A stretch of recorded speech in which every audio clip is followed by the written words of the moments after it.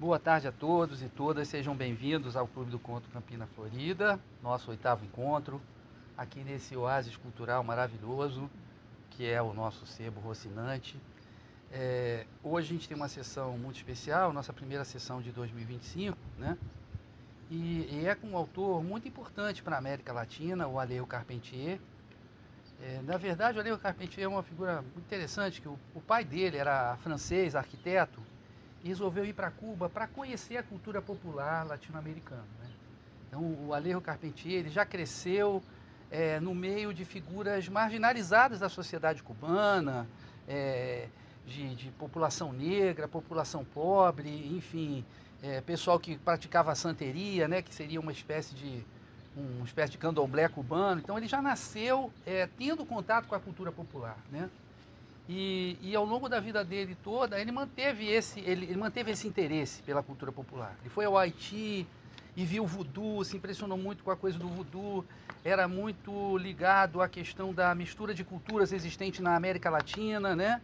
E se tornou um escritor extremamente talentoso, muito cheio de estilo, né?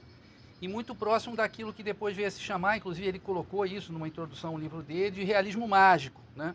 Que a gente conhece mais pelo Gabriel Garcia Marques e outros, mas ele, na verdade, é um dos autores mais importantes da América Latina no século XX, e a gente pode dizer até hoje, né?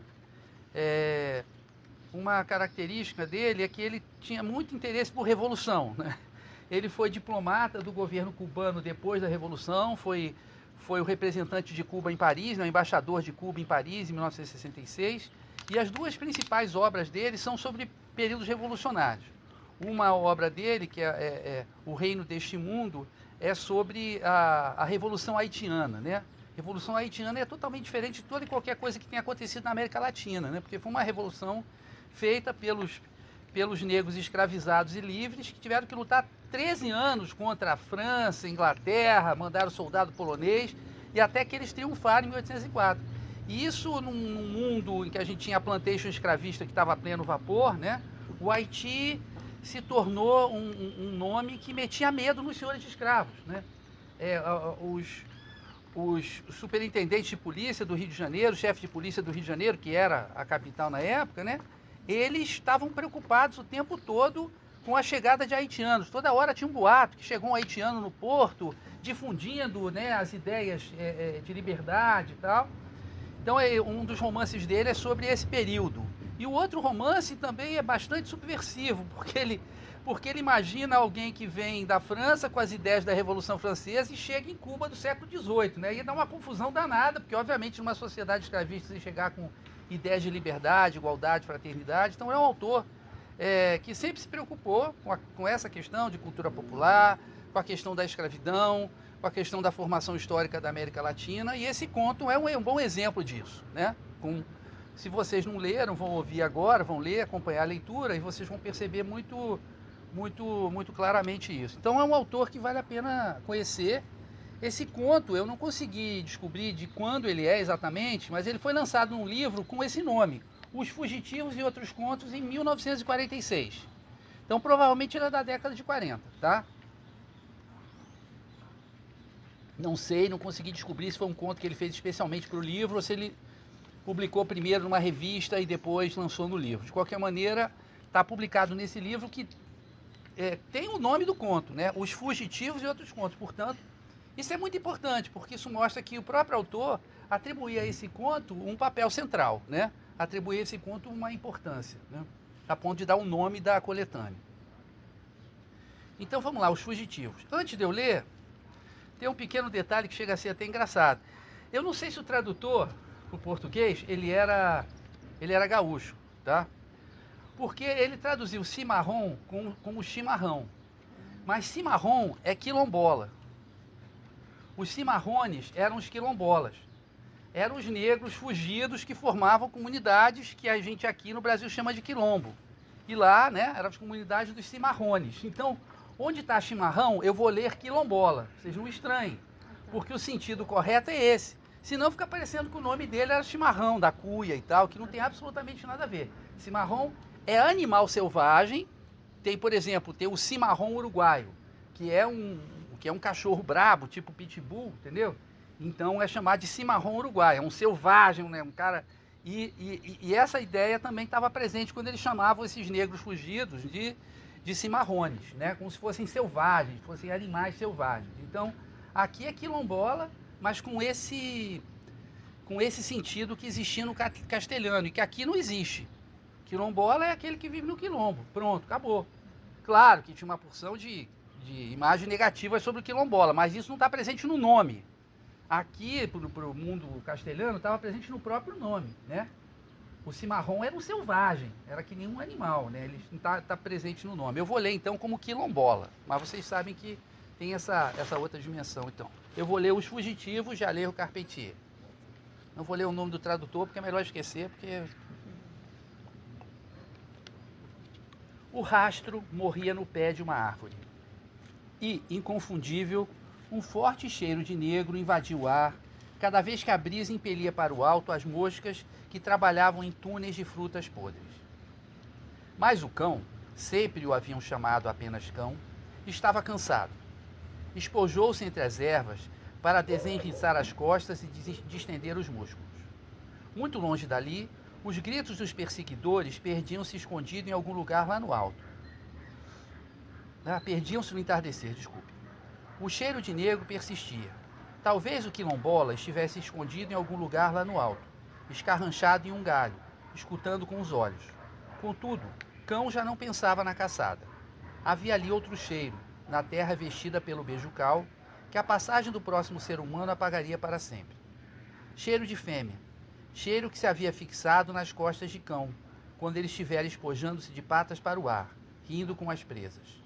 Cheiro que tentava alcançar, esticando uma língua demasiado curta para alcançar o vale entre suas omoplatas. As sombras tomavam-se mais úmidas. Cão deu um salto no ar e caiu sobre as patas. Voando devagar, os sinos do engenho ergueram-lhe as orelhas.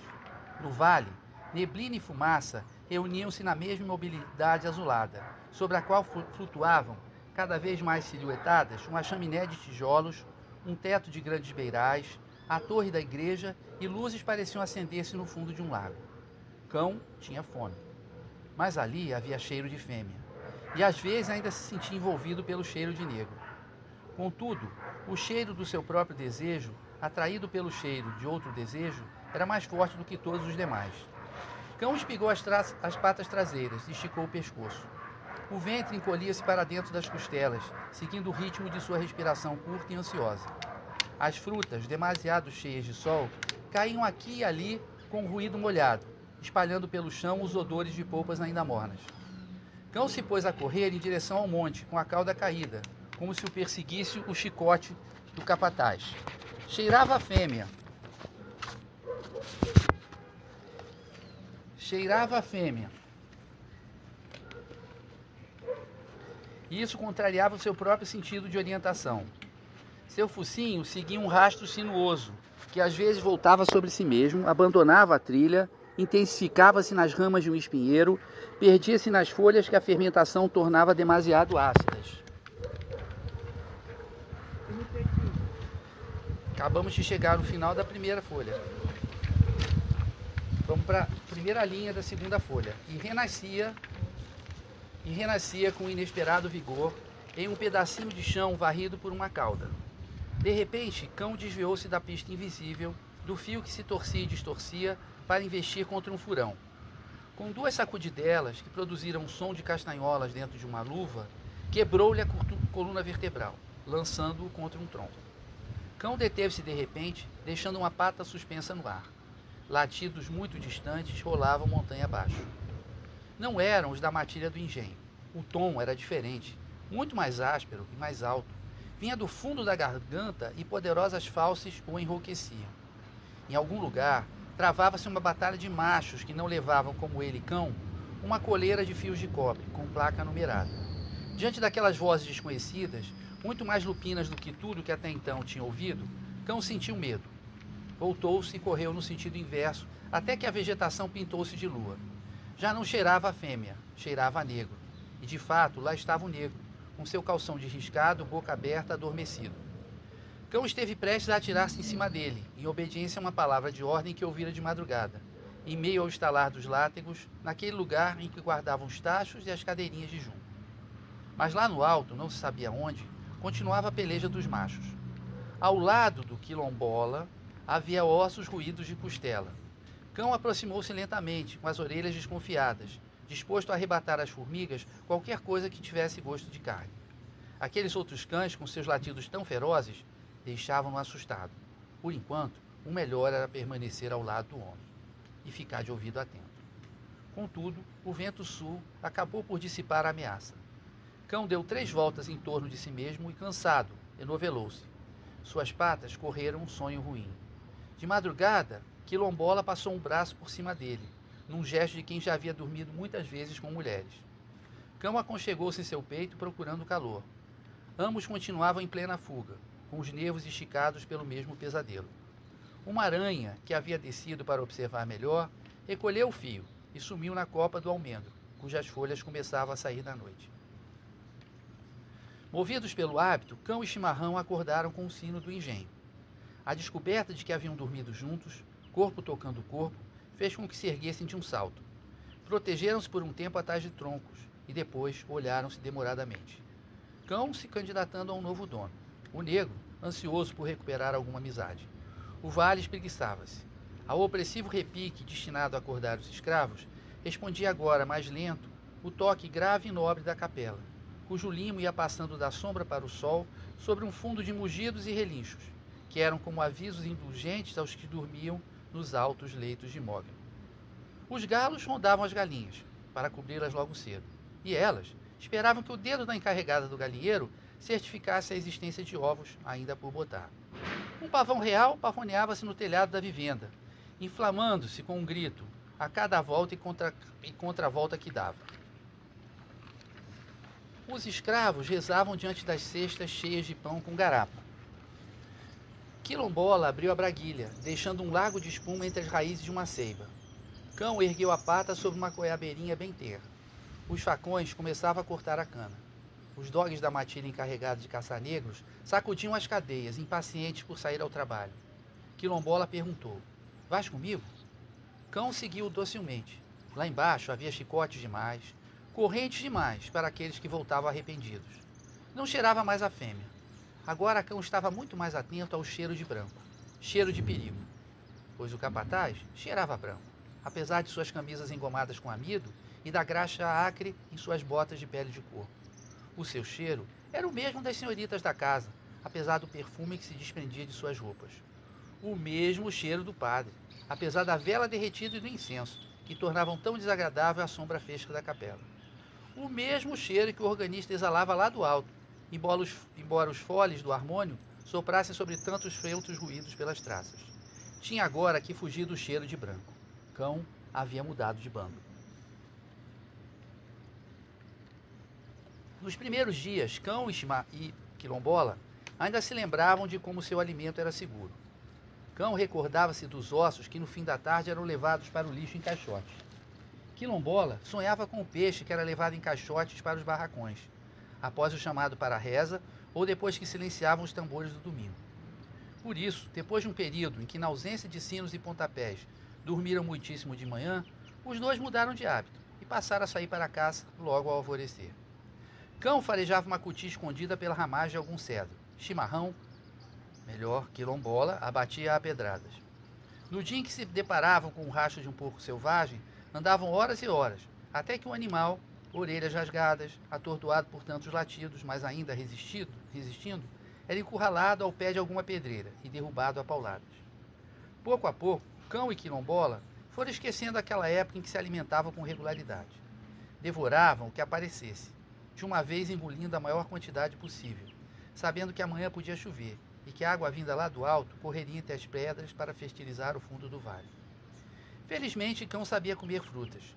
Quando Quilombola encontrava um mamoeiro ou uma mangueira, Cão também saía com o nariz pintado de amarelo ou de vermelho.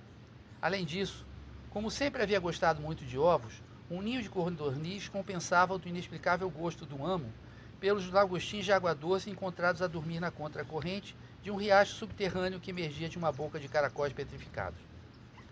Viviam numa caverna bem escondida, por uma cortina de fetos arborescentes.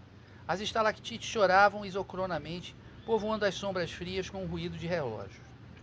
Certo dia, Cão se pôs a procurar algo no pé de uma parede da caverna. Logo seus dentes extraíam do local um fêmur e algumas costelas, que de tão antigos já haviam perdido todo o sabor, desfazendo-se em pó sobre a língua. Em seguida, levou um crânio humano a chimarrão, que confeccionava um cinto com pele de serpente. Embora houvesse na caverna um gesto de cerâmica e raspadores de pedra que lhe poderiam ter sido úteis, Quilombola, aterrorizado com a presença de mortos em sua casa, abandonou o local naquela mesma tarde, murmurando orações, indiferente à chuva. Os dois dormiram entre raízes e sementes, envolvidos pelo mesmo cheiro de cachorro molhado. Ao amanhecer, saíram à procura de uma caverna de teto mais baixo, na qual o homem teve de entrar de gatinhas. Mas ali não havia daqueles ossos que de nada serviam, a não ser para trazer emanações e aparições de coisas ruins. Como fazia muito tempo que não havia batidas, ambos começaram a aventurar-se em direção à estrada. Às vezes passava um carreteiro conhecido, uma beata vestida com o hábito nazareno, ou um tocador de guitarra, daqueles que conhecia o dono de cada povoado. Mas limitavam-se a observá-los de longe, em silêncio. Era claro que Quilombola esperava por alguma coisa. Permanecia horas de bruços nas touças de capim-guiné, de olho naquele caminho pouco movimentado, que um sapo de bom tamanho podia cruzar com um único salto. Nessas longas esperas, Cão matava o tempo dispersando enxames de pequenas borboletas brancas, ou tentando aos saltos a impossível caça de um zunzum vestido de lantejoulas. Certo dia, quando Quilombola estava à espera de algo que não chegava, um ruído de cascos o fez levantar-se de repente. Uma carruagem aproximava-se a trote largo, puxada pela égua tordilha do engenho. De pé sobre os varais, o cocheiro Gregório estalava o chicote, enquanto o pároco, atrás dele, agitava a campainha do viático. Havia muito tempo o Cão não se divertia ganhando corrida com os cavalos, e por isso imediatamente esqueceu-se da obrigação de ser cauteloso. Desceu a encosta a toda pressa, espigado, azulado de sol. Alcançando o coche, colou-se ao joarrete da égua, correndo à esquerda, à direita, à frente, passando e voltando para passar por baixo do animal, mostrando os dentes ao cocheiro e ao sacerdote. A égua disparou, sacudindo os antolhos e mordendo o freio. De repente, um dos tirantes partiu-se e o carro desequilibrou-se. Como se fossem bonecos de palha, o pároco e o cocheiro foram atirados de cabeça contra um pontilhão de pedra. O barro tingiu-se de sangue. Quilombola acudiu correndo. Brandiu uma vara, ameaçando o Cão, e este já se dispunha a arrastar-se a seus pés e pedir-lhe que o perdoasse. Mas o negro suspendeu o gesto, pensando que nem tudo era negativo naquela circunstância. Apoderou-se da estola e das roupas do cura, da jaqueta e das botas altas do cocheiro. Dos bolsos de ambos recolheu 5 duros. E havia ainda a campainha de prata. Os ladrões regressaram ao monte. Naquela noite, envolvidos na sotaina, Quilombola se permitiu sonhar com os prazeres esquecidos. Lembrou-se dos candeeiros que, cheios de insetos mortos, ardiam até muito tarde da noite, nas casas mais afastadas do povoado, lá onde 2 vezes lhe tinham permitido receber o presente da festa de reis e gastá-lo como melhor lhe parecesse. Claro, havia imediatamente optado pelas mulheres. A primavera alcançou-os ao amanhecer. Cão despertou com uma tensão insuportável entre as patas traseiras e uma expressão de poucos amigos no olhar. Arfava sem sentir calor, deixando pender entre os caninos uma língua que lhe parecia coberta de pedacinhos de concha de algum tipo de molusco. Quilombola falava sozinho. Ambos estavam de péssimo ânimo. Sem pensar em caça, saíram cedo para a estrada. Cão corria sem rumo, procurando em vão um cheiro para rastrear. Pelo simples prazer de destruir, matava insetos que sempre havia detestado. Rasgava espigas com os dentes, arrancava arbustos que mal começavam a crescer. Sua exasperação chegou ao auge quando um sapo cuspiu-lhe nos olhos. Quilombola esperava como nunca havia esperado. Mas naquele dia ninguém passou pela estrada. Ao cair da noite, quando os primeiros morcegos começaram a voar como pedradas sobre o campo, Quilombola tomou lentamente o caminho do engenho. Cão foi atrás. Ele também, desafiando o chicote e a corrente. Seguindo o vale estreito, chegaram bem perto dos galpões. Sentiram o cheiro, outrora familiar, de lenha queimando, do melhado apurando, de cascos de cavalo sendo limados. De certo faziam doce de goiaba, pois o vento terral espalhava uma interminável doçura de compotas. Cão e Quilombola, continuavam a aproximar-se, um ao lado do outro, a cabeça do homem nivelada pela cabeça do cão. De repente, uma negra do serviço doméstico apareceu no caminho que levava à ferraria. Quilombola avançou para ela, derrubando-a em cima das alfavacas. Sua mão zorra abafou os gritos da negra. Cão foi sozinho até os limites do grande pátio. Era lá que estava a cadela inglesa, adquirida por Dom Marcial numa exposição em Paris. Ela tentou fuga. Cão cortou o caminho da cadela. Estava eriçado da cabeça à ponta da cauda. Por ser tão envolvente o seu cheiro de macho, a cadela inglesa esqueceu-se de que algumas horas antes lhe haviam dado banho com o sabão do rei. O dia clareava quando o cão regressou à caverna.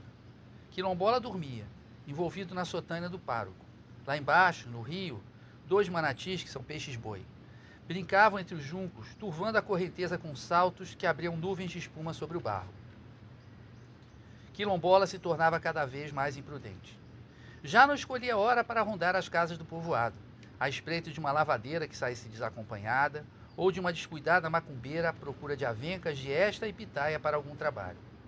E desde aquela noite em que havia tido a audácia de parar num boteco à beira da estrada, a fim de beber os 2 duros do capelão, vivia ávido por moedas. Várias vezes tinha emboscado fazendeiros brancos a fim de apoderar-se de suas bolsas, depois de derrubá-los da cela e silenciá-los com uma estaca. Cão acompanhava-o nessas aventuras, ajudando na medida do possível. Enquanto isso, os 2 iam comendo cada vez pior, e frequentemente Cão tinha de arranjar-se com ovos de codornas, garças e galinholas. Mas o pior era que Quilombola vivia em constante sobressalto. Ao menor latido, apanhava o facão e escondia-se na copa de uma árvore. Passada a crise da primavera, Cão se mostrava cada vez menos disposto a aproximar-se dos povoados. Havia meninos demais para atirar pedras, gente sempre disposta a dar pontapés, e ao farejar sua presença nas imediações, todos os cães do engenho começavam a lançar os seus gritos de guerra. Além disso, Quilombola tinha dado ultimamente para voltar à noite com passos inseguros, e de sua boca vinha um cheiro que Cão detestava tanto quanto do tabaco. Por isso, quando o amo entrava em uma casa mal iluminada, Cão esperava uma distância segura. Assim foram vivendo.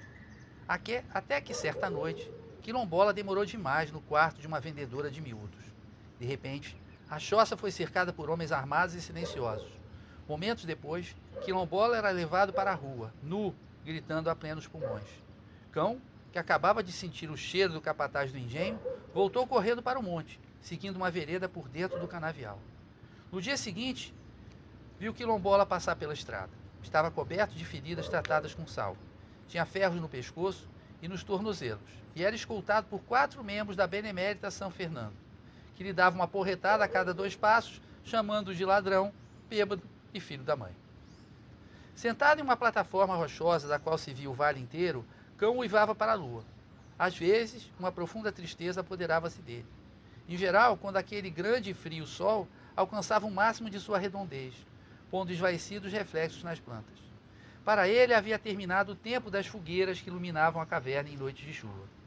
Não contaria mais com o calor do homem no inverno que se aproximava, e também não teria quem lhe tirasse a coleira com garras de cobre, tão desconfortável na hora de dormir. Tinha herdado a sotânia do pároco, mas isso era tudo. Graças à necessidade de caçar o tempo todo, tornara-se mais tolerante em relação aos viventes que não serviam para ser comidos. Deixava Majá escapar por entre as pedras aquecidas, sem dar sequer um latido.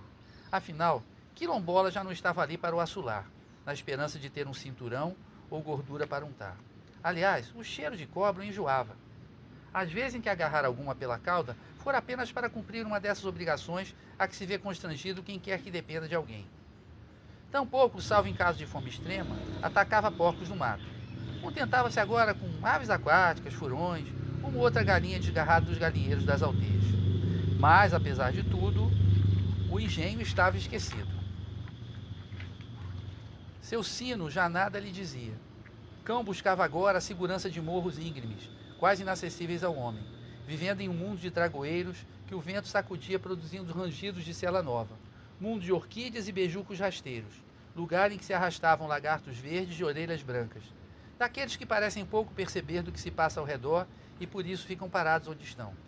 Tinha enfraquecido. Em suas costelas salientes, a lua colhia frutos de guisados que já haviam perdido os espinhos. A primavera voltou com os aguinaldos.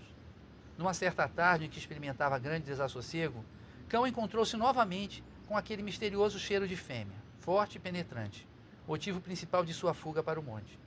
Da montanha também vinham latidos. Desta vez, Cão seguiu firmemente a trilha do cheiro, perdendo-a ao cruzar um riacho a nado e logo em seguida recobrando. Não tinha mais medo. Caminhou a noite inteira, com o nariz colado no chão, babando pelo canto da língua. Ao amanhecer, o cheiro espalhava-se por uma quebrada inteira. O rastreador viu-se então diante de um bando de selvagens. Vários machos, com cara de lobo, ali se amontoavam confusamente, olhos esbraseados, pernas tensas, prontos para atacar. Atrás deles, o cheiro denso de fêmea. Cão deu um grande salto. Os selvagens caíram-lhe em cima. Corpos caíam sobre corpos e havia um confuso redemoinho de latidos. Logo ressoaram ganidos de dor provocados pelas garras da coleira. Bocas enchiam-se de sangue. Orelhas eram rasgadas. Quando o cão soltou a garganta despedaçada do mais velho, os outros recuaram, grunhindo com raiva inútil. Cão correu então para o centro da clareira, a fim de travar o último combate, agora com a cadela cinzenta de pelo duro que o esperava com os dentes de fora. A trilha de cheiro terminava na sombra de seu ventre. Os selvagens caçavam em bandadas. Preferiam por isso os animais de porte, com maior volume de carne e de ossos. Quando descobriam um veado, tinham trabalho para vários dias. Primeiro, a perseguição. Depois, quando o animal se deixava encurralar em algum barranco, vinha o ataque. E se a presa conseguia refugiar-se em uma caverna, o cerco. Embora às vezes ferisse ou entortasse algum dos atacantes, o animal sempre acabava entre os dentes da matilha, que dava início ao festim com o corpo ainda vivo, arrancando tiras de couro cinza e bebendo sangue fresco, que saía ainda morno das artérias do pescoço ou das que passavam pela raiz de uma orelha arrancada. Entre os selvagens, vários já haviam perdido um olho, arrancado a ponta de um chifre, e todos estavam cobertos de cicatrizes, chagas e pisaduras vermelhas. Nos dias de cio, os cães brigavam entre si, enquanto as fêmeas esperavam deitadas, com surpreendente indiferença, o resultado da luta. O sino do engenho, cujas badaladas às vezes eram trazidas pela brisa, não despertavam a melhor lembrança do cão. Certo dia, os selvagens apanharam uma trilha habitual naquelas matas de bejucos, espinheiros e plantas que envenenam o arranhar.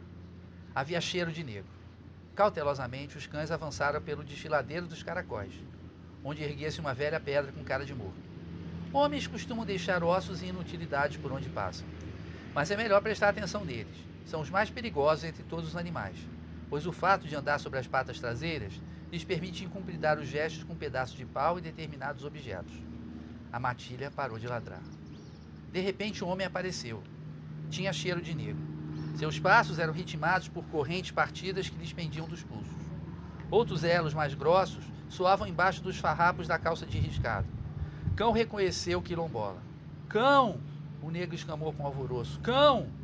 Cão aproximou-se lentamente. Cheirou-lhe os pés, não permitindo, porém, que ele o tocasse. Deu voltas ao redor dele, balançando a cauda. Quando o homem o chamava, fugia, e quando não era chamado, parecia ficar à procura daquele som da voz humana, que em outras épocas havia entendido um pouco, mas que agora soava muito estranho, algo que lhe fazia lembrar perigosas obediências. Por fim, Quilombola deu um passo e procurou afagar-lhe a cabeça. Cão soltou um grito esquisito, mistura de latido rouco e de ganido, e saltou no pescoço do negro. Cão lembrara-se, de repente, de uma antiga ordem que o capataz do engenho lhe tinha dado, no dia em que o escravo estava fugindo para a montanha. Como o tempo estava agradável e não havia cheiro de fêmea no ar, os selvagens dormiram fartos durante 2 dias. Lá no alto, acima das ramagens, as auras voavam em círculo, esperando que a matilha fosse embora sem terminar o trabalho. Cão e a cadela cinzenta divertiam-se como nunca, brincando com a camisa listrada de chimarrão, de Quilombola. Cada um puxava mais forte a fim de provar a solidez de suas presas. Quando uma costura se abria, ambos rolavam no chão, mas logo recomeçavam, o farrapo cada vez menor, olhando-se nos olhos, focinhos quase tocando-se. Por fim, deu-se a ordem de partir. Os latidos perderam-se nos picos cobertos pelo arvoredo. Durante muitos anos, os monteiros evitaram usar à noite aquele atalho, assombrado por ossos e correntes. Bom, para quem nunca esteve no Clube do Conto, né, agora o procedimento é simples. A gente vai aqui na direção horária, começando pela Maria. Cada um de vocês vai vai escolher uma palavra-chave, que pode ser uma expressão com 2 ou 3 palavras também, desde que ela tenha um sentido unívoco, né? Não é uma frase, não é um parágrafo, né? É uma expressão que a gente vai chamar de palavra-chave. E aí você comenta por que você escolheu essa palavra-chave. Por que esse procedimento, né? Porque se a gente abrisse para discussão, né? E eu passasse para a Maria, por exemplo, podia analisar o conto inteiro. E eu não podia fazer nada. Podia interromper a Maria, falar, não, Maria, peraí, não fala tanto. E quando a gente tem 3, 4, 5, 10 pessoas, depois de 3 pessoas já não tem mais nada praticamente para comentar.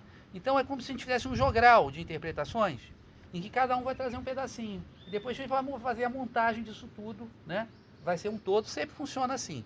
Então quem tiver alguma dúvida na hora, então explica qual é a dúvida que tem, que tudo bem. Ah, isso aqui serve de palavra-chave? Serve, desde que você consiga explicar qual o papel dessa palavra no texto.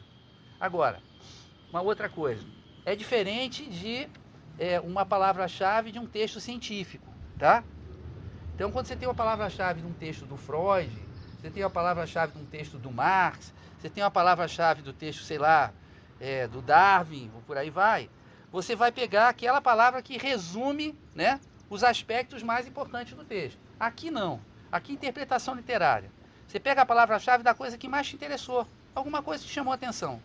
Não vai ter nenhuma palavra que resuma completamente o texto. A verdade é essa. Que esse texto não é feito de conceitos ao contrário de um texto científico, né? Então Marx vai chegar lá no Capital, no capítulo 2 do livro 1 do Capital. O capítulo 2 do livro 1 do Capital é só sobre o conceito de fetiche. Então ele tem um conceito que é fetiche e em cima desse conceito ele trabalha o capítulo todo. Dá para eu resumir, o conceito é fetiche. E aí eu defino o que é fetiche, pronto. Aqui na interpretação literária livre, pode ser qualquer coisa.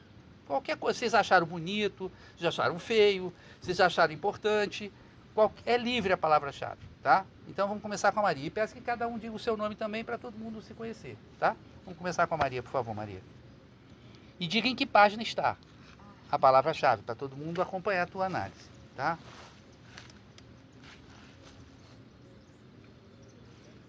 Na verdade, a palavra que me chamou a atenção, ela, não sei se ela, eu não me lembro exatamente em que momento ela aparece, mas seria a palavra fome. Vamos procurar aqui, para todo mundo poder acompanhar. Eu tenho certeza que eu marquei essa palavra, porque eu marco bem pouco antes de ano de hábito. O segundo parágrafo. Não tinha fome. Tá. A quarta linha. Perdão, quinta linha. Cão tinha fome, beleza. Obrigado, Paulinho. Obrigado, Flavinho. Obrigada. E eu penso que o texto ele gira em torno desse termo. Então, há momentos que eles têm fome de liberdade, há momentos que eles têm fome biológica, há momentos que eles têm fome de companhia, de amizade, né? E para mim o texto ele gira em torno desse movimento de saciar esta fome. Tá ótimo. Perfeito. Primeiro exemplo, palavra-chave, excelente, tá? Boa escolha, bom comentário, boa tarde. Então vamos lá. Eu sou a Karina. Esse texto foi engraçado ler porque a gente se atrasou porque a nossa cachorrinha fugiu. Acharam ela? Sim, aí eu pisei na patinha dela, foi um negócio que eu chorei, a gente quase não veio. Mas enfim, a palavra que eu escolhi foi pesadelo, ali na segunda página, quando ele se encosta ali no quilombola para dormir. Ambos continuavam em plena fuga, com os nervos esticados pelo mesmo pesadelo. Né? Que estavam os dois fugindo de alguma forma e se encontraram e continuaram na fuga. É no final do segundo parágrafo, perto do final da parte 1, tá? Isso. E achei que foi um começo interessante, assim, dele se aconchegar no meio de um momento tranquilo, digamos, na fuga ali, que encontrou o quilombola dormindo e decidiu ficar por ali. Eles estavam numa situação bem complicada, né? O pesadelo é natural que eles estivessem sentindo pesadelo acordados e dormindo. Boa escolha também, Karina. Ótimo. Obrigada. Ótimo. Vamos lá. Então, meu nome é Gabriel e a palavra que eu escolhi, assim, Tem já no primeiro parágrafo que é, né, na página 1, cheiro. E aí se eu fosse especificar um pouco, talvez cheiro de negro, cheiro de branco. Acho que o cheiro acompanha esse ponto todo, assim. Acho que a gente é guiado até o final através do cheiro, assim. Eu me senti flutuando no meio desse texto, né? Ouvindo. Não como se eu estivesse caminhando com meus próprios pés, assim, né? Na leitura avançando, mas sim sendo guiado pelo cheiro das coisas. E particularmente cheiro de negro e cheiro de branco me chamou muito a atenção primeiro cheiro de negro, né? O que é cheiro de negro? Que é o Eu cheiro acho que branco? a palavra-chave cheiro é uma coisa. Se você quiser cheiro de negro ou cheiro de branco, já é outra palavra-chave. Certo. É que eu tinha escolhido cheiro, e aí você falou que poderia ser composto ali, tipo... Não, mas você escolheu o cheiro, você não escolheu o composto. Certo. Já deixa eu te explicar. Por quê? Porque o cheiro aqui é a dimensão mais natural, mais inconsciente. A visão a gente decifra, né? O tato a gente decifra, o que a gente está tocando, né? Mesmo que a gente esteja no escuro, a gente tem uma hipótese. O que a gente boca na boca, a gente decifra também. É salgado, é doce, é gostoso, é ruim, né? Agora o cheiro assim, o cheiro é algo que remete à memória, né? Quer dizer, os estudos que se fazem, nada aciona mais a memória do que o cheiro. Então as posições sociais, elas estão marcadas, né? Pelo cheiro. As diferenças sociais são marcadas pelo cheiro. Isso é falar do cheiro de uma maneira geral, né? Que realmente tem um papel absolutamente central no conto, que mostra como é que eles viviam, né? Eles viviam um estado de selvageria, que tem a ver com a própria instituição da escravidão, né? A instituição da escravidão, ela pega o ser humano, que é esse negro escravizado, e transforma ele num bicho, ou faz ele ter características de bicho, ou ele tem que se comportar como um bicho, embora ele continue ser um ser humano, tá? Tanto que ele busca mulheres e tal. E por outro lado, pega um animal selvagem, que é o cão, e institui nesse animal selvagem, a partir das diferenças de cheiro, né, uma ação que o branco considera civilizatória, de controle do negro, de manutenção daquela estrutura social, né? Então o cheiro vai ser esse elemento central e fundamental, mas ainda não é o cheiro do negro, o cheiro do branco, aí é outra história, entende? Uma coisa é falar do cheiro, que aí é central no conto, é mostrar esse estado de selvageria, de animalidade, que é produzido pela própria instituição da escravidão, né? Ela animaliza tudo, e ela cria algo que ela chama de civilizado. Tem a igreja, tem a casa grande, tem a cachorrinha que é comprada em Paris, entendeu? O padre vestido, quer dizer, tem todo aquele aparato de civilização montado em cima da barbárie total e completa, da selvageria total e completa. Se você botar uma pessoa em corrente, você chicotear uma pessoa, né? E por sua vez você usar o animal para esse efeito de controle social daquela instituição, entendeu? O animal aprende uma distinção que não é natural para ele. Para ele não tinha cheiro de negro, cheiro de branco. Para ele seria cheiro de homem. Mas ele é obrigado digamos assim, a adotar as diferenças que aqueles que estão controlando ele, né, impõem sobre ele. Não, esse cheiro, você tem que ir atrás desse cheiro aqui. Esse cheiro é ruim. Esse cheiro é para você morder, para você latir, entendeu? Esses outros cheiros aqui, esquece. É só esse cheiro aqui que a gente quer. Então eles... Opa. Olá, tudo bem? Cheguei Boa tarde, atrasado, tudo bem? Desculpe. Vamos lá. Então por isso que já cheiro de branco, cheiro de negro, a pessoa pode chegar para... Como é o cheiro do branco? Como é que é o cheiro do negro? Como é que o cheiro do negro está sendo caracterizado aqui? Já é uma outra palavra-chave. É um outro mergulho. Meu nome é Rafael e eu acabei escolhendo escutando com os olhos a palavra-chave. Que está? No primeiro parágrafo. Tem 1, 2, 3, 4, 6, no final da sétima linha. No finalzinho da sétima linha ali tem escutando com os olhos, né? Que eles estão... Querendo saber a tudo. Obrigado.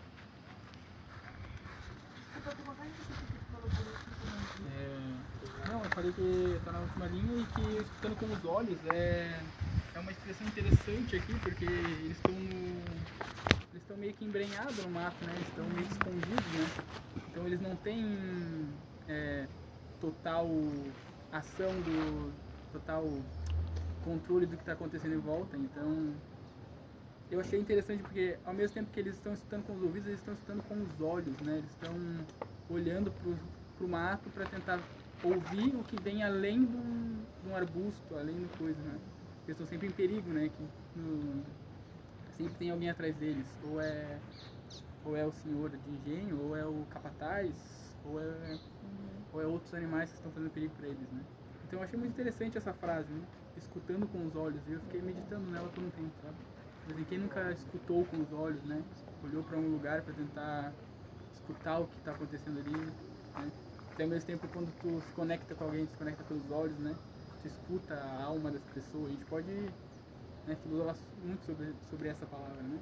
É um texto que não é muito poético, mas que tem eventualmente alguma poesia, né? Poesia. E a atenção que eles estavam dando, né? Aquela situação era máxima, né? Que o quilombola estava dando naquele momento era uma atenção máxima. Então ele estava olhando, não estava ouvindo nada, mas ele estava esperando ouvir alguma coisa. Porque pelo som ele decifraria qual era a situação, né? Se ele ouvisse barulho de cachorro latindo, ele já sabia que eram os cachorros os mastins que eram soltos atrás dos negros escravizados. Então, a partir do barulho, né, ele já ia saber qual era a situação dele. Para ele era questão de vida e morte. Tá ótimo, querido. Obrigado. Meu nome é Gabriel e coincidentemente também escolhi a palavra cheiro, porque me chamou a atenção naquele momento que ele fala do cheiro do branco e do cheiro do negro, e como tu falou ali na hora de explicar para ele, quando ele falava do cheiro do branco, ele normalmente falava de uma posição que essa pessoa branca ocupava assim na sociedade. E quando era com o negro, ele era mais caracterizado como uma condição, uma condição subalterna, selvagem também, perigosa, sim, transgressora. E quando era relacionado com o branco ali, ele era uma figura não perigosa. E ele tinha uma espécie de status ali, que ele não oferecia perigo ou algo do tipo. Basicamente. Não, perfeito, Gabriel. Mas é interessante é que o cão, né? O nome dele, cão, ele é capaz de mudar, né? Sim. De mudar e perceber que agora é o cheiro dos brancos que é perigoso para ele, né? Ele é capaz de se transformar, quer dizer, ele se acostuma com o cheiro do negro e durante um tempo eles são aliados, até certo ponto amigos, uma certa amizade em que o negro manda ainda no cachorro, o cachorro está acostumado a ser mandado pelo homem, né? Sim. Tanto que ele ataca alguns animais como a cobra só porque o homem quer, mas ele agora, o cheiro do negro para ele é bom, ele dorme encostado no negro e ele percebe que agora o cheiro do branco é que é ruim, todos aqueles outros cheiros do branco eram ruins, né? Agora, e é interessante que no trecho que ele fala do cheiro do branco, me ajudem a achar, né, o cheiro do branco. Me ajude a achar esse cheiro do branco.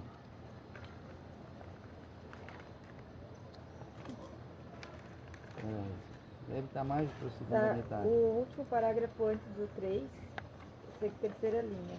O cão seguiu docilmente, lá embaixo deste quarto demais. Ah, não, mas não é esse. Não é esse cheiro do branco que eu estou falando, não. Que ele vai falar dos diferentes tipos de branco, né? Vai falar dos diferentes tipos de branco, mas que todos eles são brancos. Né? Tem uma hora que ele fala dos diferentes tipos de branco, mas que todos eles são brancos. Lá tem o cheiro do padre, tem o cheiro da mocinha, tem o cheiro do capataz. Acharam esse trecho? É bem onde ela falou ali mesmo. Um pouquinho depois ali. É. Ele fala, depois o capataz cheirava branco. Não, é isso mesmo, desculpa, Fabinho, desculpa.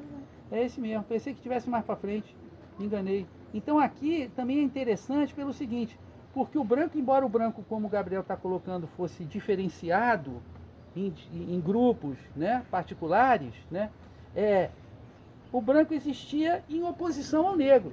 Agora, para o cão, todos esses cheiros eram cheiros de branco. Quer dizer, tinha um perfumezinho lá diferente, mas para ele Da mesma maneira que antes todo negro era cheiro de negro e pronto, acabou, todo negro é escravo e acabou, nenhum tem um cheiro particular, aqui também o branco para ele se dissolveu numa categoria única, porque ele passou a ser o inimigo, né? Também é interessante que o cachorro ele é capaz de operar uma transformação na maneira pela qual ele está lidando com as categorias. Categoria para o cachorro aqui é o cheiro. A categoria para a reflexão dele é o cheiro, e ele consegue lidar com essa categoria e mudar essa categoria. Perfeito, Gabriel. Obrigado. Tolim, por favor. Tolum, desculpa. Sou Tolum. Eu assinalei cheiro de negro. Tá bom? Então vamos lá. Mas acho que é essa discussão que a gente já fez, assim, é a mesma coisa, né? De que cheiro teria esse negro, né? Mas em que momento que aparece? Parece... Não, aparece em vários momentos, mas eu quero que você escolha um para analisar aquilo que melhor diz respeito ao que você está querendo pensar. O momento do texto em que aparece essa expressão. Eu fiquei pensando... Tem logo no primeiro parágrafo. Tem logo no primeiro parágrafo. Eu não me ative no momento que ele aparece. Eu me ative à questão, né, toda do contexto ali. O que seria o cheiro do negro? Nessa situação, assim, qual é a diferença de que cheiro tem o branco, que cheiro tem o negro, por que o negro cheira diferente? Qual é, em que circunstância que ele vive que ele tem um cheiro diferente? Pensei nessa situação. A gente pode pensar, né, que há uma produção do cheiro do negro, né? Há uma produção do cheiro do negro. O ser humano talvez pudesse diferenciar o cheiro do... Meu pai era veterinário, né? Então ele explicou que o cachorro tem umas glândulas sebáceas lá que tem que ser exprimidas de tempo em tempo. Se não são exprimidas, você entrar na casa de alguém que tem cachorro, a pessoa que tem cachorro não sente isso. Mas a gente que não tem cachorro sente. Você sente um fedor horrível e aquele cheiro é típico de cachorro. Você não vai encontrar no ser humano. Pode encontrar até cheiro pior, mas você não encontra aquele cheiro. Então a gente poderia, dentro de uma humanidade que se considerasse igual, né? A gente poderia se diferenciar os cheiros como uma variedade do cheiro humano em oposição ao cheiro do cachorro, do urso, se bem que cheirar o cangote do urso é um pouquinho mais difícil. Mas enfim, eu creio que quando o urso se aproxima a alguma distância, a gente já percebe. Os cheiros, eles são produzidos historicamente. Por exemplo, no Rio de Janeiro, né, na corte, que era o principal porto de entrada de escravizados vindos da África, quando desembarcava um navio negreiro, os brancos todos saíam a correr. Porque o cheiro era tão forte. Mas não era cheiro de negro. Era cheiro de pessoas. Era cheiro de pessoas que ficaram 2 meses num navio negreiro, fazendo número 1 e número 2 no mesmo lugar onde eles estavam, não tinha banheiro. Sem direito a banho, né? Então é óbvio que criava, mas a partir daí você vai criando, quer dizer, você trata um grupo de uma determinada maneira e depois você essencializa aquela condição que é histórica como sendo daquele grupo, né? Então, assim, a existência da ideia de um cheiro de negro, né, ela é proveniente, na verdade, não do negro. Ela é proveniente da posição do negro dentro da sociedade, do que se, né? Aí você imagina, os escravos tomavam banho toda hora, trocavam de roupa toda hora, usavam sabonete do reino, que era feito para lavar a cadelinha, os negros podiam lavar o corpo com sabonete do reino. Então é óbvio que eles carregavam um cheiro muito mais forte, né? Claro que eles estão carregando. Esse negro que está fugindo há não sei quantos dias, então está com um cheiro fortíssimo, né? Quer dizer, o cheiro é uma categoria que ela tem algo de irracional, mas que é apropriado também pela própria sociedade, pelos próprios seres humanos, como uma forma de controle, né? Você tem a questão do cabelo, do corpo. Por exemplo, tem um amigo meu, um poeta lá de Acari, que ele foi numa escola e tal, e estava tendo um problema, que eram 2 meninas negras que chegavam sempre atrasadas na aula. Aí descobriram que ela chegava atrasada na aula depois da aula de educação física. Aí foram descobrir o que era. Depois da aula de educação física, as meninas todas iam tomar banho, né? Mas elas esperavam todas as meninas tomarem banho para elas poderem tomar banho. Porque elas não queriam mostrar os pelos pubianos crespos. Elas tinham vergonha daquilo. Vergonha que não veio delas, né? Veio da sua imposição da sociedade. Elas preferiam chegar atrasadas para poder tomar banho sozinhas, com medo de sofrer aquele tipo de... Então isso acontece na escola direto, né? Isso acontece na realidade direto, o tempo todo isso acontece, né? Vai ser pelo cheiro, vai ser pelo nariz, vai ser pelo cabelo, que na verdade não são eles que criam o preconceito. O preconceito se vale dessas características físicas para fazer a separação, entendeu? Não é que ter essa característica física leva você a ser, não. É que a sociedade usa essa característica para poder te separar dos outros artificialmente, né? Pois não, Gabriel? Eu interpretei a questão do cheiro no sentido de, tipo, era a forma do cachorro se guiar, né? Como tu disse que lá na frente ele começa a colocar os brancos, né? Tipo, tudo na mesma caixinha. Agora não tem, tipo, uma classificação entre os brancos. É tudo Sim, branco e é ele tudo oferece ali, tipo, a mesma sensação de perigo pro cachorro. Daí também no texto cita o que ele falou, né? Que a gente escutava com os olhos.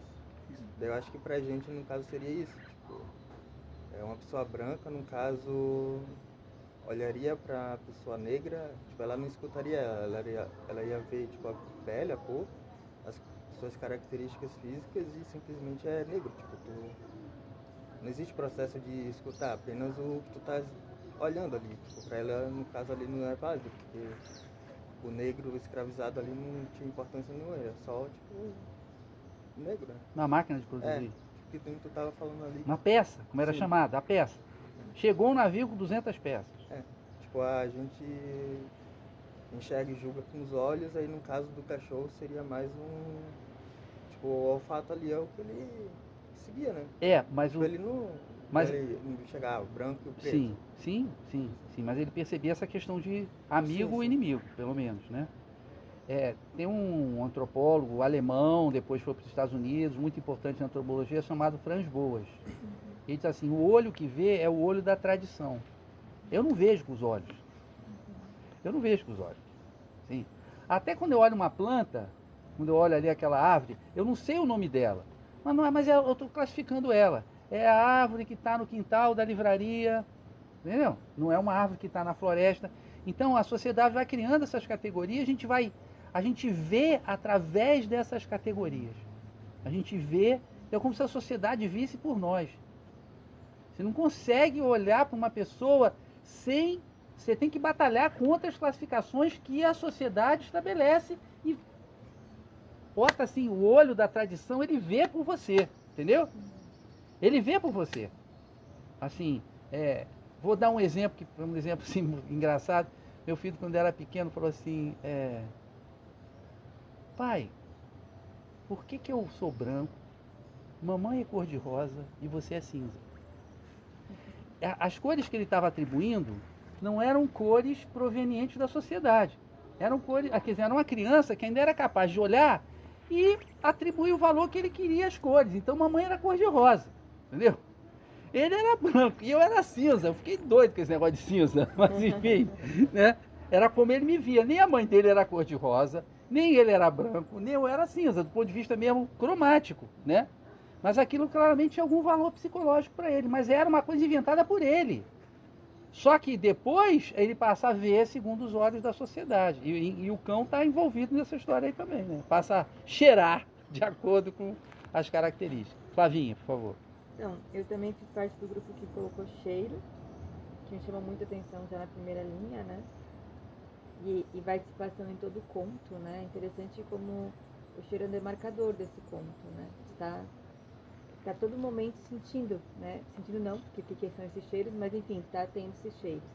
Mas aí, daí quando a Tolum colocou cheiro, também eu pensei, vou pensar em outra palavra, né? E aí eu acho que pra mim também ficou essa coisa do cão muito forte, né? Porque, ok, é um conto dos fugitivos, no plural, mas é principalmente um conto do cão, né?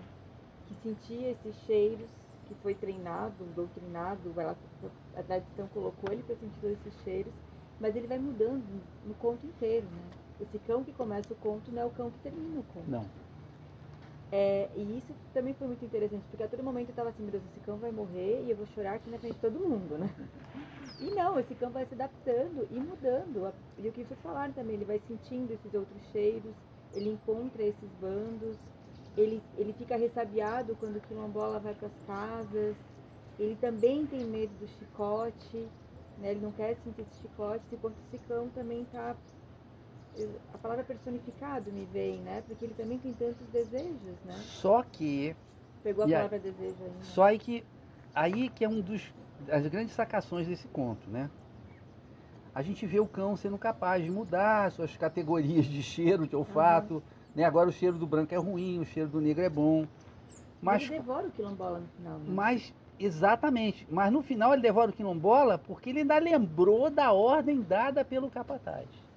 Então o conto diz assim, não é tão fácil assim esse processo de desconstrução dessas categorias que nos foram impostas. Porra, que eu não peguei, eu vi tudo, não tinha pego. Sabe? Tá. Porque ele fica estranhando o negro, ele não ataca o negro. Ele não ataca imediatamente. Não é porque, não é porque é um homem que ele ataca, não. E ele não ataca o negro porque ele está atacando um homem, ele ataca o negro porque está atacando um negro. Por ordem do capataz. Vai atrás do negro, vai, morde o negro, traz o negro aqui. Então, como o peso dessa tradição também é tão forte. É né? muito forte.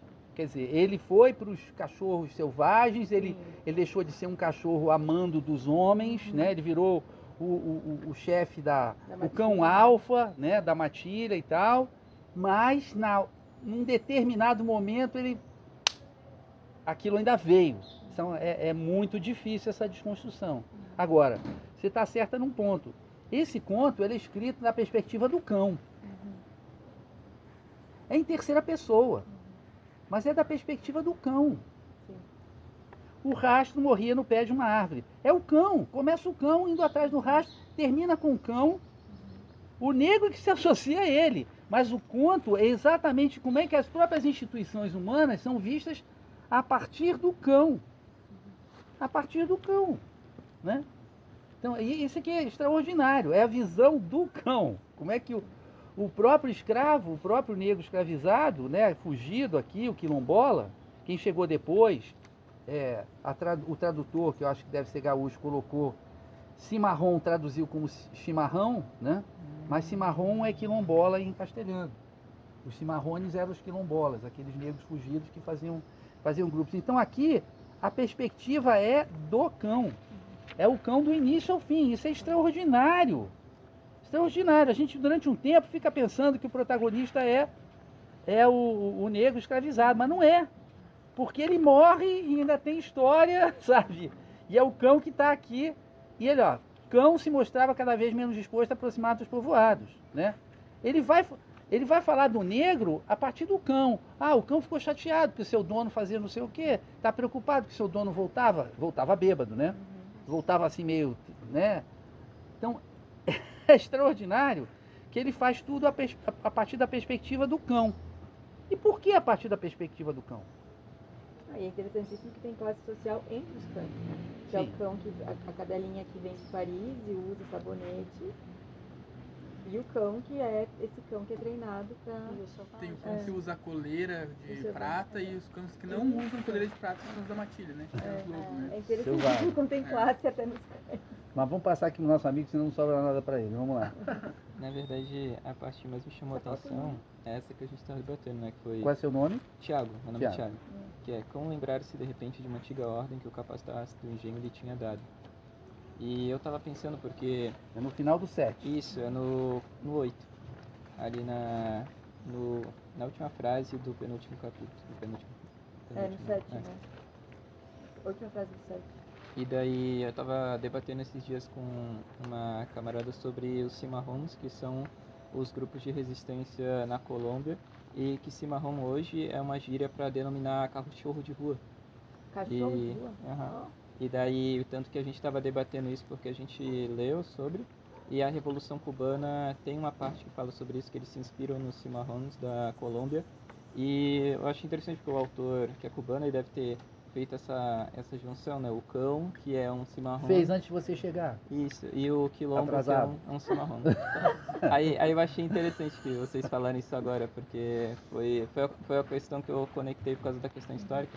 Mas eu acho que essa parte me chamou a atenção, porque tem um autor africano que é o Samora Machel, né? Que ele é um líder revolucionário, e ele fala que a maior luta que você tem durante o processo revolucionário de libertação, como dos cimarrões, né, são exatamente o inimigo que está dentro de nós.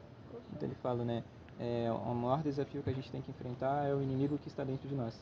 O que é interessante, porque as revoluções africanas, a maior parte delas que aconteceram, né, elas foram traídas pelas próprias pessoas que estavam organizando também essa revolução, né. Então, no momento em que eles chegaram, né, a um ponto de conseguir a liberdade, eles se deixaram vencer pelo inimigo dentro deles, né. O próprio Samora Machel, que fala essa frase, foi traído e assassinado, né, no final do processo revolucionário. E é interessante porque esses cimarrons, né, que fala ali essa questão, né, de que ele foge, ele resiste e tal, do cão que luta, mas que continua relembrando disso tudo, né, eu acho que é uma boa relação com a questão colonial que a gente vive, com essa questão do inimigo que está dentro de nós, e como que só realmente, né, através dessa questão, né, da luta de classes, da luta contra, né, o capataz, né, contra ele, né, porque ele começa com isso, né, começa com o senhor de engenho, o capataz indo atrás do escravo fugido, e termina com ele conseguindo o que ele queria, né. Então, apesar de tudo, o caminho que ele teve para buscar liberdade nunca foi liberdade, né, ele sempre só estava seguindo o que o inimigo dele sempre falou, né. Então volta um texto inteiro, né, sobre como que ele nunca fez esse processo de fato de entender, né. Então no final o cão e o cimarrão, por assim dizer, né, eles se separam, né? Eles não se unem numa luta, né, por assim dizer, contra esse capataz e tudo mais. Então eu achei interessante, eu adoro esses autores latino-americanos, esse realismo mágico, às vezes, que eles chamam, né, que daí faz muito essa junção de palavras, e daí achei interessante que ele juntou. Por isso que agora eu entendi, porque o chimarrão, porque daí quando você falou do cimarrão, aí faz sentido, faz muito sentido todo o texto. Na verdade, a palavra cimarrão, como eu disse no começo, o pessoal que estava atrasado não ouviu, e é chato ter que repetir isso. Portanto, na próxima eu quero que chegue na hora, tá? Porque atrapalha, tem que tirar o papel, entregar para o pessoal, tirar, é chato pra caramba, mas sejam bem-vindos. Na verdade, a palavra cimarrão, que você pode pensar, ela passou dos quilombolas para os animais. Não, foi o contrário, né? A palavra cimarrão era animal selvagem. Tanto que tem um cimarrão uruguaio que é tipo um pitbull uruguaio. Então, depois do animal é que você estendeu para os fugitivos, né? Não foi o contrário que aconteceu. Se você procurar lá no dicionário, você vai perceber. Agora, esse último parágrafo aqui, o anterior parágrafo ao trecho que o Tiago escolheu, né? Cão aproximou-se lentamente, cheirou-lhe os pés, não permitindo, porém, que ele o tocasse. O cão, agora, em relação a esse homem, ele tinha distância do fato de ser um homem, né? De início, agora tinha se transformado num homem. Naquele era negro, por enquanto ele é um homem. Então, ele vai dizer, deu voltas ao redor dele, balançando a cauda. Quando o homem o chamava, fugia. Vi que ele não coloca quando o negro o chamava. Quando o homem, que é para o cão, da perspectiva agora, ele era um homem, ele era um cão selvagem, o homem é inimigo, qualquer homem é inimigo. E quando não era chamado, parecia ficar aquele procura daquele som da voz humana, que em outras épocas havia entendido um pouco, mas que agora soava muito estranho, algo que fazia lembrar perigosas obediências. Então, era chato para ele, porque o homem sempre representou aquele que mandava nele, seja o negro, seja o branco. Perigosa obediência, né? Colocando ele numa situação. Por fim, Quilombola deu um passo e procurou afagar-lhe a cabeça. Quer dizer, aí ele quer tocar no cão, né? É a primeira etapa dele dizer, eu sou o teu dono, né? Você não representa perigo para mim, eu sou teu dono. Passa a mão na tua cabeça. O cão soltou um grito esquisito, mistura de latido rouco e de ganido, e saltou no pescoço. Agora é o pescoço do negro. Olha o uso das palavras. Primeiro, ele fala, o homem o chamava, ele fugia. Ele está vendo o negro como homem, esse inimigo por ser homem, não por ser negro, nada. Mas depois, ele saltou no pescoço do negro, porque ele se lembrou da ordem do capataz, de engenho e tal. Então, há uma tentativa por parte do cão, né, de se desconstruir. de deixar de ser um instrumento na mão do homem, né, para os propósitos do homem. Ele até certo ponto é bem sucedido, ele consegue reverter a vida selvagem, se arriscando, né?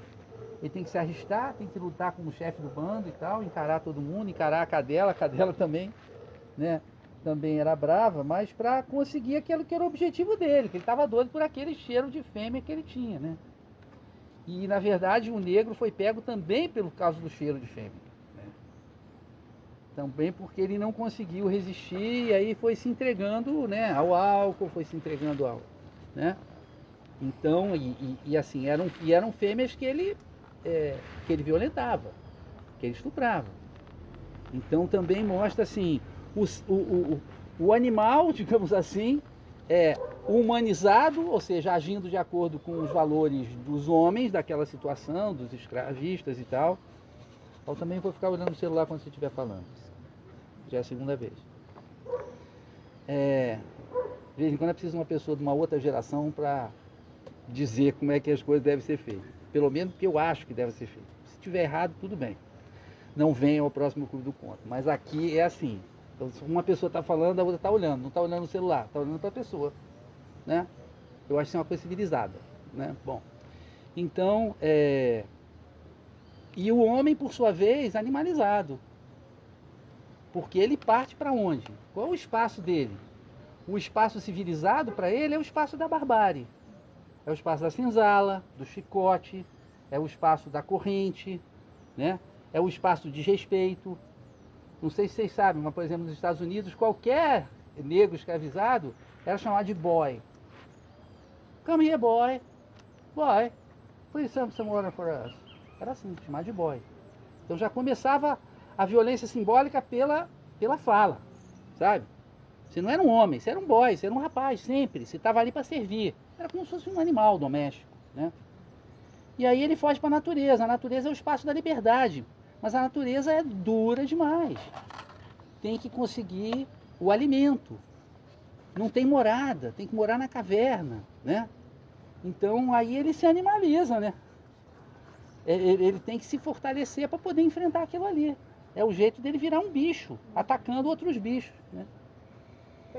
Esse negro não tem para onde fugir, não tem para onde ele ir. Se ele vai para um lugar dito civilizado, ele é uma peça, ele é uma coisa. Ele é submetido à ignomínia, né, da escravidão. E na natureza de mãos vazias, né? E ele vai se tornando cada vez mais selvagem, né? E começa a atacar as mulheres. Isso tem que ser falado. Porque ele não tinha como viver entre as mulheres, cortejar uma mulher, ter uma família. Ele era um negro fugido. Ele era chamado de cimarrão, ele era chamado de bicho de animal e era tratado assim. Era sobrevivência pura e simples, e ele passa a atacar as mulheres também. Então a gente assiste a dois processos concomitantes, de animalização do homem, né? E de humanização, entre aspas, do animal, quer dizer, do animal que passa a agir segundo as categorias humanas. Mas o animal tinha o seu lugarzinho ali, reservado, aquela coisa toda. Eu achei um conto, assim, muito impactante, porque os elementos da instituição escravista, eles aparecem assim, de uma maneira extremamente fugaz, né? A igreja, o padre, o engenho, a casa grande, o capataz, né? Mostra-se que isso é uma coisa assim, pequena, muito superficial, né? O que havia mesmo era a barbárie, o que havia mesmo era a violência. E isso que era produzido por esse sistema social, né? Aquilo ali era que nem o cão olhava de longe e via um negócio assim, uma sombra de uma casa, era mais ou menos isso, né? Eles queriam dizer que tinham construído uma civilização, uma sociedade e tal, mas na verdade era pura violência, né? É um conto que eu acho que quase que como nenhum, ele é um conto que parte da perspectiva do cão, né? Porque essa perspectiva da animalidade, da selvageria, da violência, de você sobreviver, ele tinha que sobreviver o quê? Enfrentando outro cão e pronto, arrancando a orelha. É isso que a escravidão produz, é isso que ela produziu na sociedade brasileira até hoje, não é à toa que é uma sociedade mais violenta. Lembrando que Cuba aboliu a escravidão 2 anos antes do Brasil. O Brasil foi o último país do mundo a abolir a escravidão. Na prática, sim. A teoria não. Tá. Mas concordamos que a prática é mais importante que a teoria. Mas Cuba aboliu 2 anos antes, mas também foi uma sociedade, mesmo quando depois da Revolução Cubana, o Fidel estava fazendo campanhas pedindo para a juventude cubana, os universitários e outros, o pessoal da FURB também, para eles irem lá ajudarem no corte de cana-de-açúcar. Que Cuba vivia simplesmente de cana-de-açúcar, da produção de açúcar. Tirando a época que foi ajudada pela União Soviética, depois foi ajudada pela Venezuela do Chávez, a grande riqueza de Cuba sempre foi a cana-de-açúcar e depois passou a ser o turismo. Mas o turismo é problemático, porque vem a máfia, prostituição, droga, etc, etc e tal, né? Então Cuba também sempre foi, não é à toa que esse autor resolve escrever um conto desse, né? Que Cuba foi durante muito tempo uma sociedade escravista e com muita semelhança com o Brasil. A gente tem o candomblé, eles têm a santeria, eles têm formas de adivinhação, eles têm os orixás deles, né? Então, assim, tem muita semelhança. Esse conto serve para o Brasil, serve para pensar a sociedade brasileira também. Toca muito sobre a marginalidade também, né? Se parar agora pensando, como está falando ali, tem a marginalidade do escravo, ele foi marginalizado e teve que agir de modo animalesco, e no final o cão também foi marginalizado, né? E tinha que atacar os seus próprios companheiros cães, né? Que era o da matilha, né? Então teve que matar para poder se impor, assim como o escravo tinha que fazer, né? Para poder se manter vivo, sobrevivendo, ele tinha que matar atacando as próprias escravas que tinha. Que ele passa pelo ponto, que a primeira que ele agarra é uma escrava que estava passando ali de bobeira. Depois ele procurava, como ele diz ali, macumbeiras, né? Mulheres de religião que estavam fazendo algum trabalho. Então ele teve que atacar pessoas da própria classe, né? Se parar para pensar, para poder se manter vivo. Isso é a marginalização, né? Se a gente pega pessoas da periferia, eles acabam atacando entre eles mesmos. Guerra de tráfico, por exemplo, é pessoas do mesmo local ou de lugares parecidos, né? Então a marginalização faz quem está marginalizado brigar com quem está marginalizado, e no final quem fica no poder é quem não tem nada a ver com isso, né? É quem fez a marginalização, né? E o cão também não tinha espaço para ele no mundo civilizado, porque ele ia ser mandado, ia ter corrente, ia ter que apanhar de chicote, ia ter que correr atrás do negro fugido, né? O cão vai buscar viver na selvageria, né? Com as regras da selvageria, mas ali é o único espaço de liberdade. Só que aí, se você vê, a maior ironia do conto é assim: o cão tem a possibilidade de reverter a um estado livre. O negro não tinha. Ele não tinha para onde ir. Não tinha para onde correr, né? Talvez se ele chegasse numa comunidade quilombola e tal, mas elas eram atacadas o tempo todo e tal. Esse negro sozinho, individual, ele não tinha muito para onde ir. O cão tinha. O cão tinha. Tem um final feliz pro cão. A verdade é essa, esse conto tem um final feliz pro cão. É como se fosse assim, o negro escravizado, a condição dele era pior do que um cachorro. Sim, reduzindo muito, né? Mas dá para dizer isso. Por que esses monteiros, né? Durante muitos anos os monteiros evitaram usar à noite aquele atalho assombrado deve ser, né?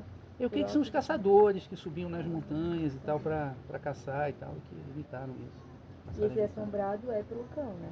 Isso é uma matilha, né? Não, é assombrado porque você tinha os ossos do escravo junto com corrente. E aí você não sabia de onde tinha vindo aquilo ali. Era algo absolutamente assustador, né?